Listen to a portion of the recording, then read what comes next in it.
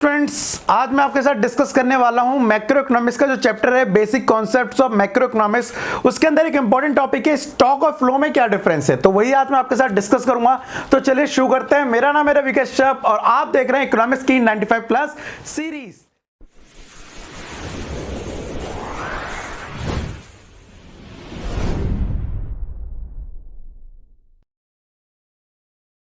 तो स्टूडेंट देख, जैसा कि आज का टॉपिक है, आज के टॉपिक में स्टॉक और फ्लो में हम डिफरेंस पढ़ने वाले हैं। तो पहले हमारे दिमाग में क्लियर हो जाना चाहिए कि स्टॉक और फ्लो होता क्या है, स्टॉक एंड फ्लो। ठीक है, अब इसको डिटेल में समझाने के लिए आपको मैं बता दूं कि एक तो होती है नदी, एक होती है नदी और एक होता है तालाब। ठीक है, अब मैं आपसे पूछूं कि नदी के अंदर कितना पानी है at a time, eight a particular point of time, तो आप कहेंगे भाई नदी का पानी तो कैलकुलेट नहीं किया जा सकता क्योंकि वो बह रहा है, मींस उसमें बदलाव लगातार हो रहा है। तो आप ये तो नहीं बता सकते कि उस टाइम उस नदी में कितना पानी था, लेकिन आप ये बता सकते हैं कि उसमें से कितना पानी फ्लो हुआ, है ना। सेम लाइक इसके अपोजिट, तालाब में पानी का फ्लो नहीं हो रहा है, वो जमा हुआ एक जगह। ठीक है, तो वहां पे हम कैलकुलेट कर सकते हैं कि वहां पर कितना पानी जमा है। तो इसको एक तरह से क्या बोलेंगे, हम स्टॉक बोलेंगे, और इसको नदी को हम क्या बोलेंगे एक तरह से कि वो उसे फ्लो बोलेंगे। तो चलिए शुरू कर लेते हैं टॉपिक और डिस्कस कर लेते हैं स्टॉक और फ्लो की डेफिनेशन को। तो देखिए, नॉर्मली स्टॉक क्या होता है, ऐसी क्वांटिटी जिसको एक पर्टिकुलर पॉइंट पे मेजर किया जा सकता है, एक एग्जैक्ट पॉइंट पर। ठीक है, फॉर एग्जांपल के लिए यहां पर मैं आपको पहले उसकी डेफिनेशन समझाता हूं, फिर एक्सप्लेन करता हूं। ठीक है, stock variable are defined as any quantity which is measured at a point of time। ये इंपॉर्टेंट लाइन है, measured at a particular point of time, that is number of machine in a plant, amount in the bank account in a specific date। ठीक है, ये कुछ example है population of India on 31 मार्च 2014 या 14 में। तो ये ऐसी चीज है जिसमें कोई चेंज नहीं हो रहा है, जिसको एक पर्टिकुलर पॉइंट पे कैलकुलेट किया जा सकता है, तो उसे क्या बोलेंगे, हम स्टॉक बोलेंगे। और इसके अपोजिट वो चीज जिसमें चेंज हो रहा है, जिसको एक पर्टिकुलर पॉइंट में मेजर नहीं किया जा सकता, उसे दो पॉइंट के बीच ही मेजर किया जा सकता है, तो उसे क्या बोलेंगे, हम फ्लो बोलेंगे। अब ये फ्लो की डेफिनेशन क्या है वो भी समझ लेते हैं जरा। Flow variable are defined as any quantity which is measured over a period of time। दोबारा line, which is measured over a period of time। Flow are change in stock which can be measured over a specific time period, that is population of India during the month of मार्च 2014। अब मार्च में तो population का fluctuation हुआ है, किसी एक date को तो नहीं बोला पर्टिकुलर, तो ये फ्लो में आ गया। Money in bank account during the August 2014 में आपके अकाउंट में, तो वो तो फ्लक्चुएट हुआ हो कम ज्यादा। तो ये तो थी डेफिनेशन।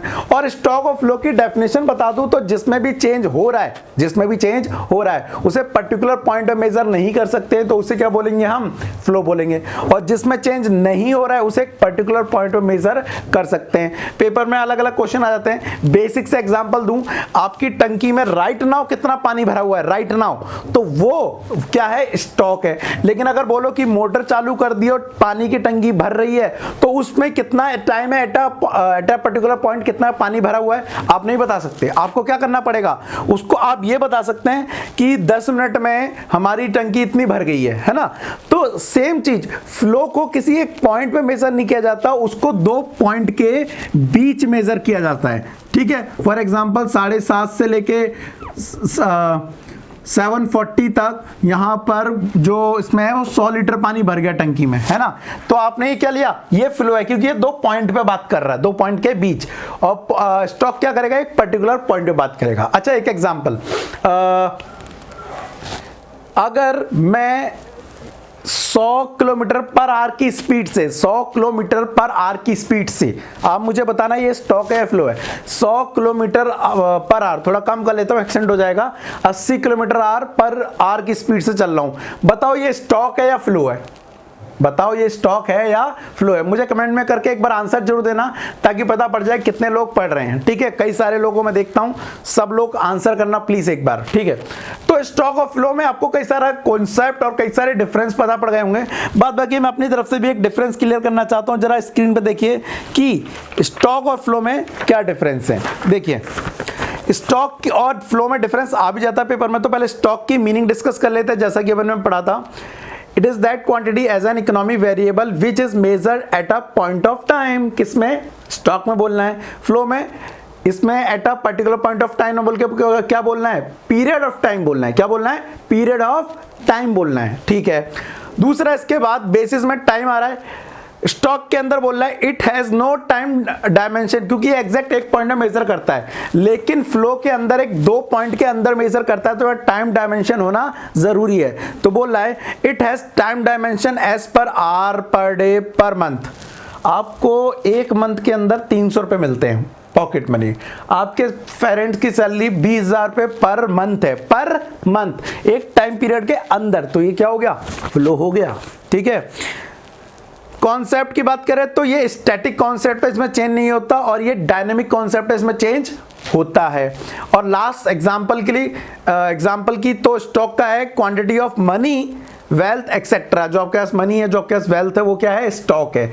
वहीं अगर फ्लो की बात कर रहा है, आपने कितना कंजम्पशन किया, आपने कितनी इन्वेस्टमेंट करी, वो क्या है? यहां पर आपका फ्लो है। तो होपफुली आपको ये समझ आ गया स्टॉक और फ्लो में क्या डिफरेंस है। देखिए आगे का टॉपिक डिस्कस करने से पहले, क्योंकि इसके बाद एक इंपॉर्टेंट टॉपिक आने वाला है, तो आपको मैं बताना चाहता हूं कि ये टॉपिक क्लियर कर लो, नहीं तो ये वाला जो अगला टॉपिक आएगा वो आपको समझ नहीं आएगा। क्या है? Sector of economy. Sector of economy, वो प्राइमरी सेकेंडरी वाले की बात नहीं कर रहा हूं। हमारे इकोनॉमी में 4 तरह के लोग हैं जो काम कर रहे हैं। तो सबसे पहले को बोला गया है यहां पर, सबसे पहले को क्या बोला गया है यहां पर? House hold sector. House hold sector, इसमें कौन लोग आते हैं जी? उसमें हम लोग आते हैं, वो लोग जो कंजम्पशन करते हैं, अपनी जरूरत की चीजों को खरीदते हैं और खर्च करते हैं। ठीक है, तो हाउस होल्ड क्या करता है जी? हाउस होल्ड करता है कंजम्पशन। ये इकोनॉमी का एक इंपॉर्टेंट पार्ट है। दूसरी चीज अगर मैं बात करूं कौन सा सेक्टर होता है, तो वो होता है प्रोड्यूसर सेक्टर। प्रोड्यूसर सेक्टर जी, ये क्या करते हैं? प्रोड्यूसर मतलब हर वो व्यक्ति जो काम गुड्स बना रहा है, सर्विस बना रहा है। राइट नाउ मैं अभी प्रोड्यूसर है, क्योंकि मैं ये वीडियो बना रहा हूं, मैं आपको सर्विस दे रहा हूं, तो मैं प्रोड्यूसर हूं। तो प्रोड्यूसर क्या करते हैं जी? प्रोड्यूसर करते हैं इन्वेस्टमेंट। जो खर्चा करते हैं वो क्या कहलाएगा? इन्वेस्टमेंट। मैंने ये माइक खरीदा, मैंने ये कैमरा खरीदा, ये क्या है? एक इन्वेस्टमेंट है। ठीक है, तीसरी की बात करूं, तीसरा सेक्टर आता है important, government sector. Government sector, government क्या करता है? गवर्नमेंट एक्चुअल में कोई व्यक्ति तो नहीं है, कोई इंसान तो नहीं है, लेकिन ये इंसानों को, मतलब एक ग्रुप है जो चला रहा है हमारी इकोनॉमी को। तो ये दोनों ही चीज करता है, ये कंजम्पशन भी करता है और इन्वेस्टमेंट भी करता है, लेकिन अपने लोगों के लिए करता है। ध्यान रखना, ये कंजम्पशन भी करता है, इन्वेस्टमेंट भी करता है, लेकिन अपने लोगों के लिए करता है। फॉर एग्जाम्पल उन्हें सब्सिडी दे दी, उन्हें खाना मुहैया करा दिया, उन्हें स्कूल बनवा दिया, हॉस्पिटल बनवा दिया, तो उन्हें इन्वेस्टमेंट कर दी, डैम बनवा दिए। ठीक है, तो ये दोनों करता है। एंड लास्ट सेक्टर जो है फोर्थ, वो कौन सा सेक्टर है जी? ये वाला जो सेक्टर है वो है आपका फॉरेन सेक्टर। ये क्या है? Foreign sector. अब ये फॉरेन सेक्टर क्या करता है? आपको पता है कोई विदेश अपने ऊपर पूरा डिपेंड तो है नहीं, वो विदेशों को भी माल बेचता है। तो विदेशों को जो माल बेचता है उसे क्या बोलेंगे? एक तरह से उसके अंदर आप कंजम्पशन भी कर रहे हैं और इन्वेस्टमेंट भी कर रहे हैं विदेशों को। तो मेनली आप देख रहे हैं कि यहाँ है तो कितने सेक्टर? 4 सेक्टर। अगर ये चारों हो जाए तो उसे बोलते हैं 4 सेक्टर इकोनॉमी बोलते हैं, 4 सेक्टर इकोनॉमी। और अगर ये 3 आते हैं तो उसे बोलते हैं 3 सेक्टर इकोनॉमी। लेकिन खुशखबरी की बात क्या है कि आपके सिलेबस में केवल क्या है? 2 सेक्टर इकोनॉमी, जहां पर हम बात करेंगे केवल हाउस होल्ड की और प्रोड्यूसर की। ठीक है, समझ आ गया। तो आज के लिए इतना ही था भाई लोग, जितना मैंने आपको बताना था, बाद बाकी बताऊंगा अगली वीडियो में। अच्छा, सेम चीज बताना चाहूंगा, इससे भी डिटेल वीडियो में बना रहा हूं आपके लिए। जो स्टूडेंट थोड़ा सीरियस पढ़ना चाहते हैं मेरे साथ, वो ज्वाइन बटन पर क्लिक करके, ज्वाइन बटन को ज्वाइन करके आप मेरी उन एडिशनल वीडियो को भी क्या कर पाओगे, शेयर कर पाओगे और उनसे पढ़ पाओगे। ठीक है, बाद बाकी जो लोग डायरेक्ट पढ़ रहे हैं वो यहां से पढ़ते रहे, कोई दिक्कत वाली बात नहीं है। अच्छा, इसके अलावा अगर आज की वीडियो अच्छी लगी हो ना तो प्लीज एक बार लाइक कर देना, और ऐसे ही अगर ये वीडियो और अच्छी लग गई तो अपने दोस्तों के साथ, अपने स्कूलमेट के साथ शेयर भी कर देना। और साथ ही साथ अगर लग रहा है इसमें कोई डाउट रह गया मेरे भाई, तो कमेंट करके मुझे रिप्लाई कर देना ताकि मैं उसको आंसर कर सकूं। तो मिलते हैं नेक्स्ट वीडियो में, तब तक के लिए thank you, tata and bye bye.